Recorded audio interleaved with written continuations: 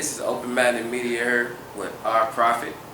And we have an interview today, and we're going to get right into it. I got a couple questions for you. All right. Okay, starting off with the first one. What are some things about our Prophet that people don't know? Well, I'm not sure what all people know about our Prophet. But, when I'm at home, I watch a lot of news. Politics intrigue me. I kind of like the way, people, you see how people dodge questions or how they articulate, different things, just how they communicate, whatever they want you to know or don't want you to know, you can kind of peep that. I watch a lot of politics. I tell you what, I like a woman that reads books. Ladies out there, if you're reading, you got a good shot. That's what's up. Ain't nothing wrong with that. So, who or what influenced you to pursue a career in the music business? I say a number of people. I mean, it'd be hard to just name one, but I guess to name a few. LL Cool J, as far as hip hop music, LL Cool J, of course, Tupac's and people of that nature. But even as a kid, just loving music, just running in Oakland, listening to the radio with my mama, listening to Whitney Houston, and stuff like that. So it's just been a number of people. Just music in general has influenced me. The way it moves people, and the way it makes me feel. And then, right. Also, the type of reaction that you're able to get by making, music that people enjoy. So. Okay. So what made your breaking point, launched your career, and ultimately brought you to the level of success that you acquired in your career?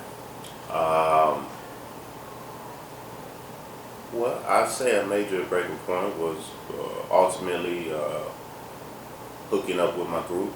I was the last member to join the group, and then us coming out in 2002, coming out and, first record, pretty much sold, almost 2 million records, so. That's a major breaking point. Pretty much sealed the deal right there. So yeah, just coming out having success with our first album, worldwide album, Watermelon Signatures, pretty much put me there. Okay. So what are the do's and don'ts of the industry or words of advice that you have for up and coming artists or somebody trying to get into the industry?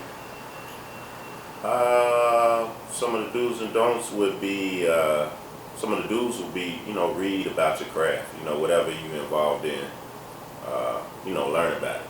Right. Just like anything, if you're building refrigerators, you want to learn, what you need to build refrigerators and whatnot. So I would also say, try to be as true to yourself as you can.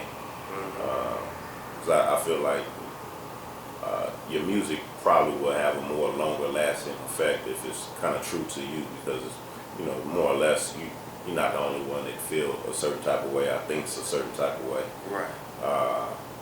I would say, kind of go with your gut. You don't really want to have a lot of people that just everything you do is just great. You kind of need some type of balance, right. Around you to be, truly, in my opinion, effective and successful in this game. And you don't want to get yourself with people who don't really believe in your talent as well, because you can be wasting your time, and then they could be around for the wrong reasons. So try to have people that you trust around you.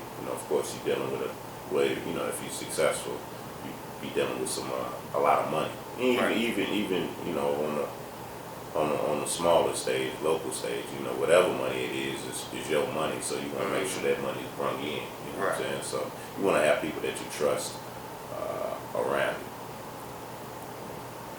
you. Okay. So what major artists have you worked with or wrote for? I've worked with Kanye West, Lil Jon,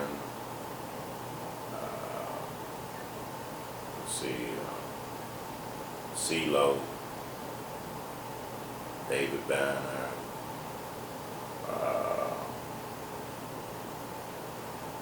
I mean, you know, there's been a few people. Anthony Hamilton, who's a great artist. Uh, been a few people here and there. You know what I'm saying? Been a few people. Yeah. Okay. So now at this period in your life, do you feel like there are some things that you would change if you could turn back the hands of time and maybe done a little different? Yeah, I probably changed a couple of people that was handling my money. Yeah, I know that's right. Yeah, we'll start there.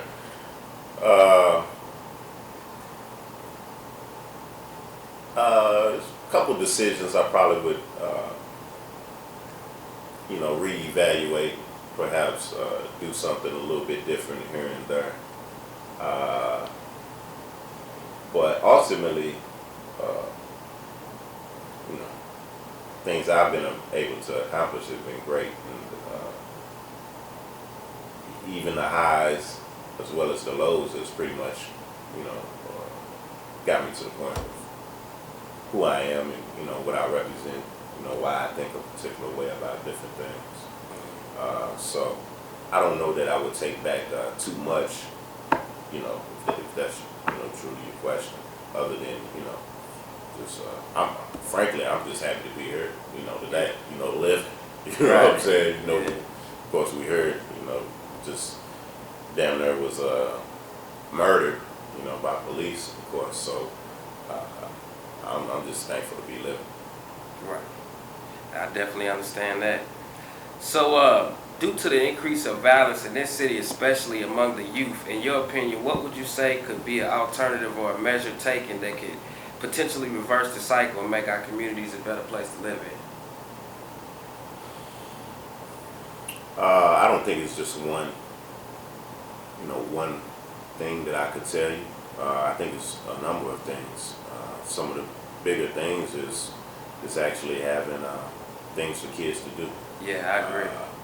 You know, I know a long time ago, you know, I was even a part of it, you know, but you know, particularly for people who come from low-income households, they had this thing. So it seemed like they call it sunny side, bright side, or something like that. Mm-hmm. But I think, bright side. yeah, man, that was good. Everybody was excited, you know, pretty much, you know, what that was. You got jobs. I think you had to go to school, you know, go to a couple classes, a couple hours, and then, you know, you was able to go work. And, you know, everybody got their checks. Everybody was excited and happy about what they was doing. But you had something to do for the day. Right. And you was getting paid, you know, the right way. So, you know, I think, you know, just as far as having ways to be employed so you can make money, gain new relationships, make new friends, and you able to learn how to be responsible. Mm-hmm. I think plans like that, I think more perhaps mentorship from people that are some leading individuals or have some successful things going on. You know, and it could be just simply as people that, you know, may own, you know, a mom and pop store. You know, people who's interested in music go learn, you know, what it is that what does it take for you to put a CD into a mom and pop store. You know, learn, you know, how to run a record store. Mm-hmm. You know, we as Nappy Roots, we kind of learned from Master P's, just reading several articles about how he started his own music store. Yeah. And that's what we did. So we was, you know, at Western Kentucky, we started our own music store, selling our CDs on one side, and then the other side was our studio. So people come in, they buy their CDs, you know, mixtapes, whatever. And then obviously we over there cutting our music, Mm-hmm. so we put it into our store. They come in the Nappy Roots store, you gonna buy our music as well. Right. So, just you able to learn business like that. So people, you know, who own homes and real estate, you know, I know, you know, even when I was young, I was fortunate. I was out there touching a little bit as far as with me and my family. We was getting money. You know, I wish I had known at an early age. You know, now, I know now, but you know, hey, you can be buying homes. So Right, you know, yeah. young brothers, sisters, you know, whoever you are, you know, come out and show show other brothers and sisters how to purchase homes. You know what I'm saying? A lot of homes, man, you can purchase right now for 7,500, 10 grand, have your own house, and when you think about it, that's not a lot of money. Right. So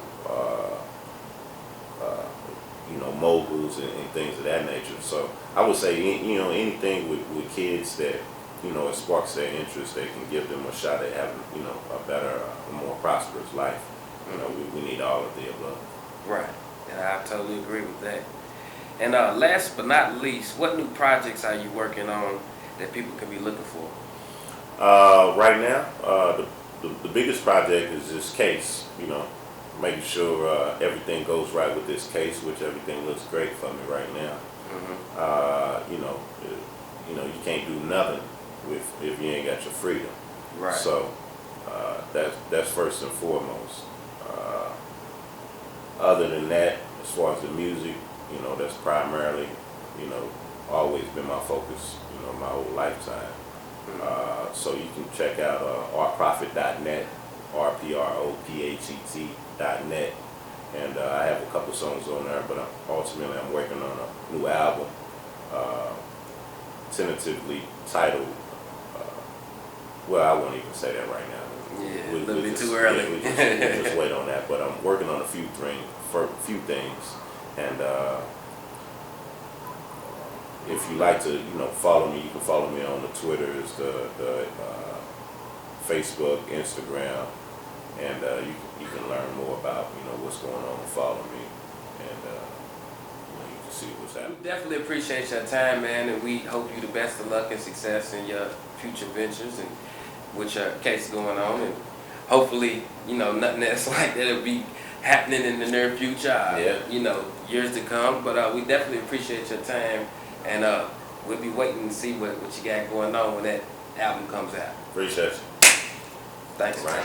Open-minded, baby. Yeah.